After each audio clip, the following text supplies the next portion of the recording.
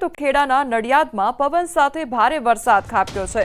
નડિયાદ શહેર સહિત ગ્રામ્ય વિસ્તારોમાં પણ વરસાદી માહોલ જામ્યો છે।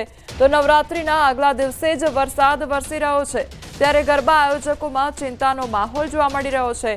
સમગ્ર શહેરમાં વરસાદ વરસતા વાતાવરણમાં ઠંડક પ્રસરી ગઈ છે।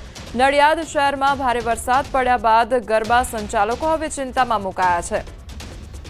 સંવાદદાતા ઉમંગ અમારી સાથે જોડાઈ ગયા છે। ઉમંગ, નડિયાદમાં અત્યારે વરસાદી વાતાવરણ જોવા મળી રહ્યું છે, ખેલૈયાઓ તેમજ ગરબા સંચાલકો પણ ચિંતામાં હશે, કયા પ્રકારની પરિસ્થિતિ? બિલકુલ ચોક્કસથી કોમલ, જે પ્રકારે હવામાન વિભાગે આગાહી કરી હતી કે 22 તારીખ પહેલા ખેડા તેમજ મધ્ય ગુજરાતમાં ભારેથી ભારે વરસાદ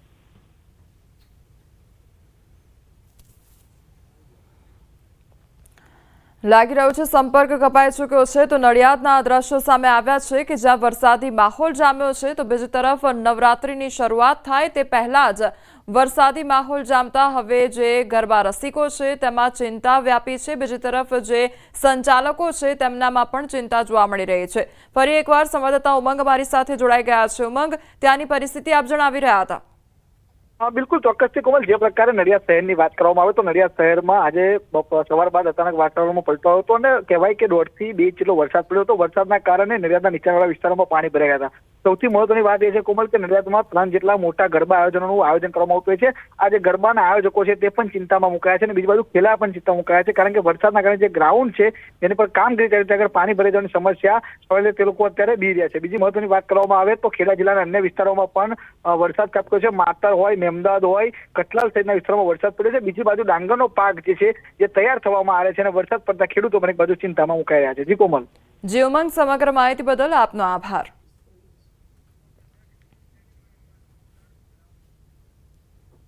અન્ય સમાચાર પર નજર કરીએ તો પાટણમાં મહિલાના મોત મામલે હવે નવો વળાંક સામે આવ્યો છે। રિક્ષા ચાલકે ટક્કર મારતા મોત થયાનો ખુલાસો થયો છે। તો તપાસ દરમિયાન સીસીટીવીમાં આ ભેદ ઉકેલાયો છે। ગટરમાં પડી જવાથી મહિલાના મોતનો મામલે હવે આ ખુલાસો થયો છે। ટક્કર મારીને રિક્ષા ચાલક જાતે જ હોસ્પિટલ લઈ ગયો હતો।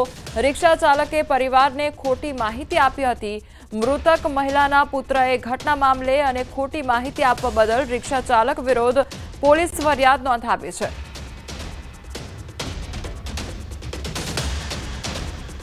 આ બાબતે તટસ્થ તપાસ કરતા સીસીટીવી ફૂટેજના આધારે એવું જણાવ્યું છે કે જે મરણ જનાર બેન છે એમને રિક્ષાની ટક્કર વાગે છે અને ટક્કર વાગવાને કારણે એમને માથાના ભાગે હેમરેજ થાય છે અને એમને એ રિક્ષાવાળો જ રાધનપુર રેફરલ હોસ્પિટલમાં લઈ જાય છે।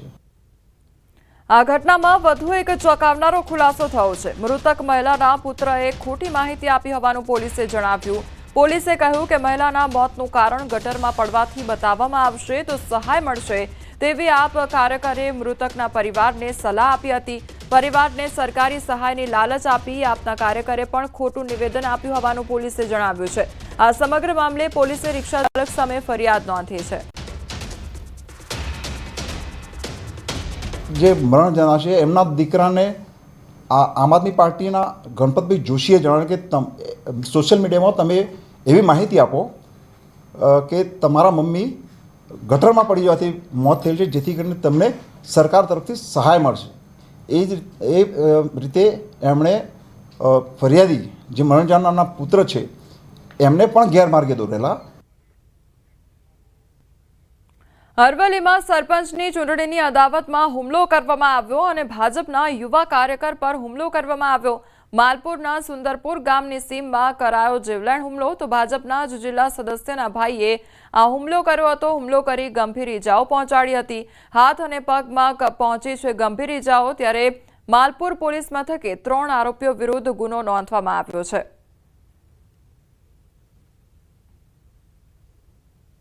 આ થઈને ગાડી મારા સામે લાવી દીધી, પણ સીધી ગાડી મારી દીધી મારા ઉપર અને સીધા ગાડીમાંથી ઉતરીને મારા પર હુમલો કરી દીધો। લોખંડનો સળિયો મને માર્યો, ધાર્યું હતું, મને ખેતરમાં મારતા મારતા લઈ ગયા। આણંદના ઓડ પાસે આવેલ કણભાઈપુરા ખાતે રહેતા મીનાબેન ઠાકોર વિધવા હતા અને જે ખેત મજૂરી કરીને પોતાનું અને પોતાના 3 નાના બાળકોનું ગુજરાન ચલાવી રહ્યા હતા અને ગામના જ અશોકભાઈ ઠાકોરના ખેતરમાં ગુલાબ વીણવાની મજૂરી કરવા જતા હતા ત્યારે આ દરમિયાન અશોકભાઈના પત્ની ગાયત્રીબેન ઠાકોરને શંકા ગઈ હતી કે મીનાબેન ઠાકોરના અને પોતાના પતિના અનૈતિક સંબંધ છે તો આ અનૈતિક સંબંધના શંકામાં ગાયત્રીબેન ઉશ્કેરાઈ ગયા હતા અને મીનાબેન ઠાકોરના ઘરે પહોંચી ઉપરા છાપરી છરીના ઘા ઝીકી દેતા મીનાબેન મોતને ભેટ્યા છે તો ખંભોળજ પોલીસે પુરાવાઓ એકત્ર કરીને ગાયત્રીબેન ઠાકોરની ધરપકડ કરી કાયદેસરની કાર્યવાહી હાથ ધરી છે.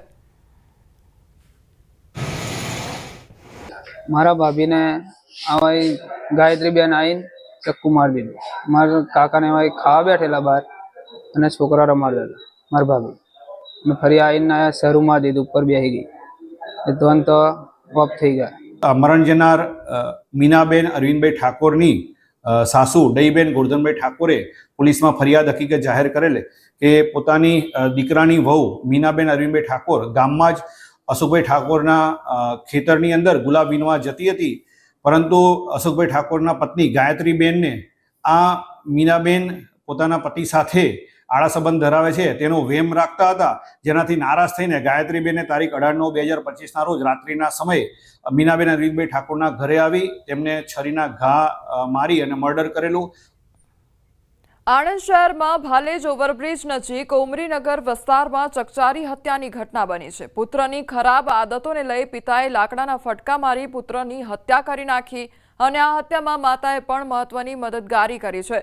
આણંદ શહેર પોલીસે મૃતકના માતા અને પિતા બંને સામે હત્યાનો ગુનો નોંધી તપાસ હાથ ધરી છે. ઉલ્લેખનીય છે કે યાસીન શાહ નામનો શખ્સ કોઈ કામ ધંધો નહોતો કરતો અને ચોરી સહિત અસામાજિક પ્રવૃત્તિઓમાં સંડોવાયેલો હતો. એક રાત્રે યાસીન શાહ પોતાના માતા પિતા સાથે કોઈક બાબતે ઝઘડો કરવા લાગ્યો અને તેની માતા પર છરી વડે હુમલો કર્યો, જેથી ગુસ્સે ભરાયેલા પિતાએ લાકડાનો દસ્તો લઈ પુત્રના માથામાં ફટકા માર્યા તેમજ ગળે ટૂંપો આપીને પોતાના જ પુત્રની હત્યા કરી નાખવામાં આવી. યાસીન શાહ અબ્દુલ્લા શાહ દિમાન પોતાના મમ્મી પપ્પા સાથે રહેતા હતા. આ યાસીન શાહ પોતાના માતા પિતા સાથે અવારનવાર લડાઈ ઝઘડો કરી મારકૂટ કરતા હતા. તેનાથી ત્રાસી જઈ પોતાના માતા પિતાએ લાકડાનો પાટીઓથી ગંભીર પ્રકારની ઈજાઓ પહોંચાડેલી હતી અને ગળે ટૂંપો દઈ દોરીથી એનું મર્ડર કરેલું. આ બાબતે ફરિયાદી મોહસિન શાહ અબ્દુલ્લા દિવાને ફરિયાદ આપતા આણંદ ટાઉન પોલીસ સ્ટેશનમાં મર્ડરનો ગુનો રજીસ્ટર કરવામાં આવેલો હતો. ગાંધીનગરના શેરથા ગામમાં જમીન વિવાદને લઈને જન આક્રોશ રેલી યોજાઈ. નરસિંહજી મંદિર ટ્રસ્ટની માલિકીની 500 કરોડથી વધુની કિંમતની જમીનમાં કૌભાંડના આક્ષેપ છે તો ભૂમાફિયાઓના કૌભાંડ સામે ગામ લોકોએ મંદિર ટ્રસ્ટની જમીન બચાવો અભિયાન હાથ ધર્યું. ગામના જ કેટલાક લોકોએ મળી 2020માં ગણોતિયામાં નામ ચડાવી કૌભાંડ કર્યાના આક્ષેપ કરવામાં આવ્યા છે. જ્યાં સુધી જમીન નહીં મળે ત્યાં સુધી આંદોલન ચાલુ રાખવાની તૈયારી પણ કરવામાં આવી છે. સંઘર્ષ અમે કરીશું, પરંતુ ક્યારેય આ મંદિરની, આ ધર્માદાની, આ સનાતન ધર્મની, આ ગામની જમીનને કોઈને હડપ નહીં કરવા દઈએ એવા સંકલ્પ સાથે આજે સમગ્ર ગામ પૂરું એક થઈ અને એક લડતના મંડાણ અમે કરી રહ્યા છીએ. અમે આ વાત 3 રીતે લડત કરીએ છીએ. એક અમારી લડત ચાલ આંદોલન છે, બીજું અમે સરકારમાં રજૂઆત કરીએ છીએ, અધિકારીમાં રજૂઆત કરીએ છીએ અને કાનૂની લડાઈ પણ અમે લડી રહ્યા છીએ. અમને વિશ્વાસ છે કે સત્યની અને ધર્મની લડાઈમાં અમે સફળ થઈશું. ભાવનગરના કાતરોડી ગામે સિંહના આટાફેરા જોવા મળ્યા છે. સીસીટીવીમાં કેદ થયા છે સિંહના આટાફેરા. ત્યારે જેસર તાલુકાની નવી કાતરોડી ગામે સિંહના આટાફેરાનો વિડીયો સામે આવ્યો છે. કાતરોડીમાં આવેલી સરકારી શાળાના ગ્રાઉન્ડમાં આટાફેરા માર્યા હતા અને ત્યારબાદ શાળાની આસપાસ દેખાયા હતા. શાળાના આચાર્ય દ્વારા સવારમાં શાળાએ આવી કેમેરા ચેક કરતા 2 સાવજો શાળાની અંદર પ્રવેશી લટારો મારતા જોવા મળ્યા હતા.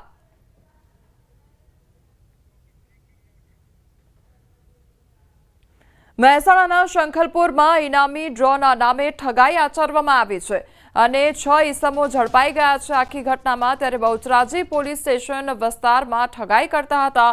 ઇનામની ડ્રો કૂપનથી લોભામણી જાહેરાતો કરવામાં આવતી હતી। લોકો સાથે છેતરપિંડી કરતા ઈસમોને બહુચરાજી પોલીસે પકડી પાડ્યા હતા। શંખલપુર ગામમાં હર હર મહાદેવ એન્ટરપ્રાઇઝ નામની કૂપન આપતા અને ધમાકા ઓફરવાળી ઇનામની ડ્રો સ્ક્રેપ કૂપન લઈને આવેલ 6 ઈસમો સામે કાયદેસરની કાર્યવાહી કરવામાં આવી। ત્યારે આરોપીઓ લોકોને લોભામણી લાલચ આપીને અને સ્ક્રેચ કરવાના બહાને તેમની સાથે ઠગાઈ કરતા હતા। પોલીસે આરોપીઓ પાસેથી એક બલેનો ગાડી તેમજ 7,700 રોકડા અને 60 નંગ ઇનામી ડ્રો કૂપન જપ્ત કરી છે।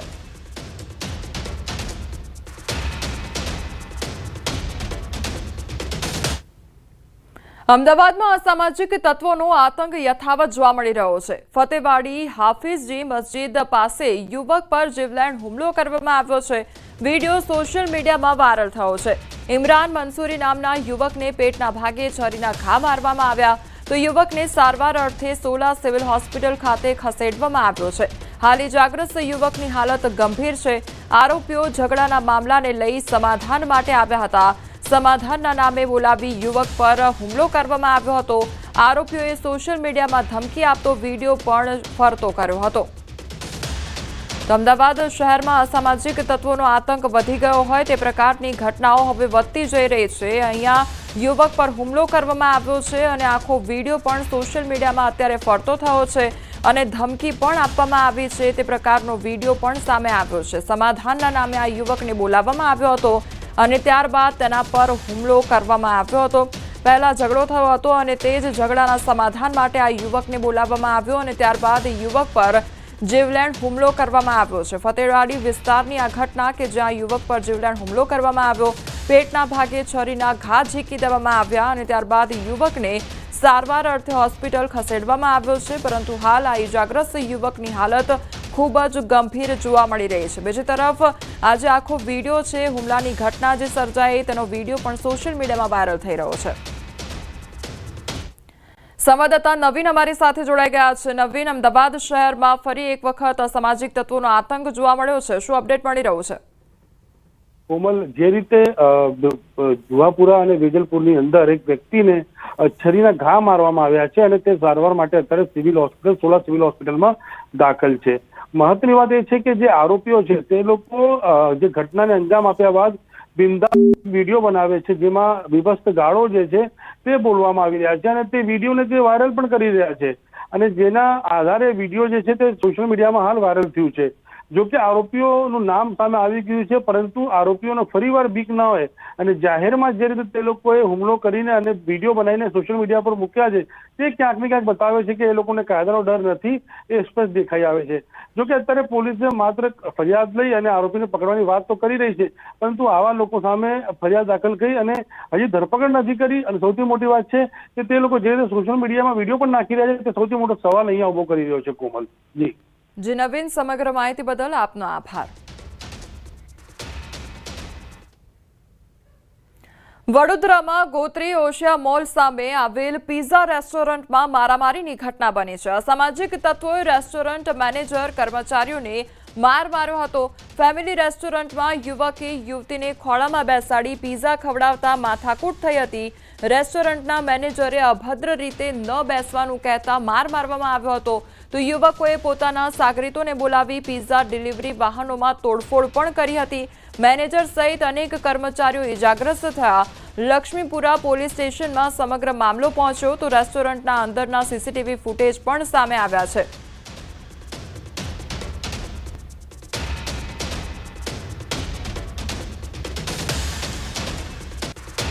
તો વડોદરાનો આ સમગ્ર મામલો સામે આવ્યો છે કે જ્યાં પિઝા રેસ્ટોરન્ટમાં મારામારી કરવામાં આવી તે અંગેની ઘટના સામે આવી છે। હવે વધુ તપાસ પણ એ મામલે કરવામાં આવી રહી છે।